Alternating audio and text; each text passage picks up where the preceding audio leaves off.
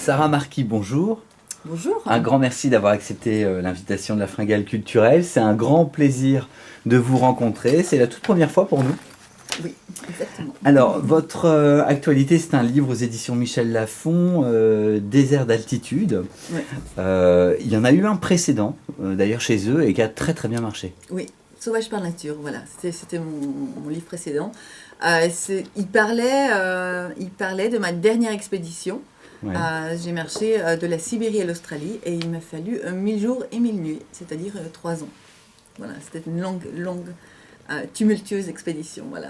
Que vous aviez fait seul. Que j'ai fait seule. C'est ça à chaque fois. Je marche toujours seule. Voilà. C'est ça. Pourquoi vous en avez marre des gens C'est une démarche, je crois, à la base, très philosophique, quelque part.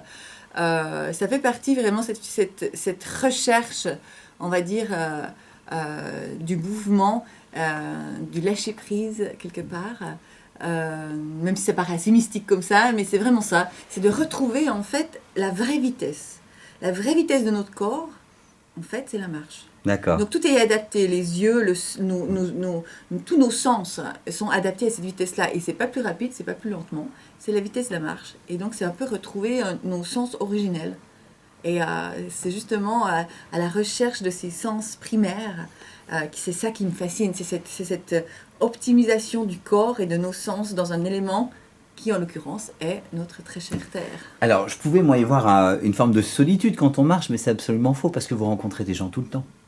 Alors, pas tout le temps, mais je rencontre des Souvent. gens. Alors, voilà. Et il y a des périodes où, pendant 2 mois, je vois personne. Désert du Gobi, ça a été ça. Il y a des moments où on rencontre des gens, mais c'est des gens... Et c'est des gens, je vais dire, du coin. Donc, c'est-à-dire que c'est des nomades qui eux-mêmes vivent très loin de tout. Donc, automatiquement, il y a la rencontre, il y a une connexion immédiate de gens qui se ressemblent quelque part dans le cœur. Et c'est souvent des rencontres très magiques. Il y a de la magie, ou alors il y a vraiment un gros problème. Et c'est justement ce qui s'est passé sur le précédent voyage, où j'ai eu beaucoup de problèmes avec j'ai rencontré des trafiquants de drogue dans la jungle au Laos, avec ils avaient des mitraillettes automatiques. Dans cette expédition-là, Ouais. dans les Andes, eh bien, j'ai rencontré des faux douaniers qui voulaient m'emmener avec eux, je ne sais où. J'ai eu quelques soucis au passage. Il y a toujours un petit peu, on rencontre dans ces endroits isolés de cette planète des bandits, des gens qui sont là pour des raisons religieuses. Il y a un melting pot de choix de vie dans ces régions isolées qui est assez fascinante. Alors aujourd'hui, dans votre livre Désert d'altitude, vous parlez de 8 mois à pied sur la cordillère des Andes. Oui. On en parlait même nous avant de commencer l'interview, parce que vous aurez une prochaine expédition bientôt. À chaque fois, ces expéditions sont très bien préparées. Alors, il y a toute une préparation qui est indispensable à chaque projet. Peu importe le contenu, il faut se préparer. Et il y a une anticipation qui est énorme avant. En l'occurrence, celle-ci, je l'ai fait avec mon frère. Alors lui, il était responsable d'une expédition avant. Et donc, ce qui veut dire que marcher sur la cordillère des Andes, au sommet de la cordillère des Andes, ce qui signifie que vous êtes sur une montagne.